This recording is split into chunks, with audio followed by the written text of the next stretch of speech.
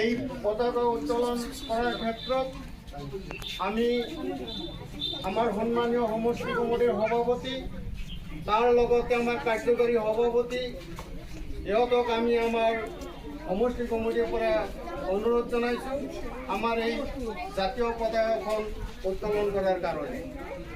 ধন্যবাদ। জয় হিন্দ।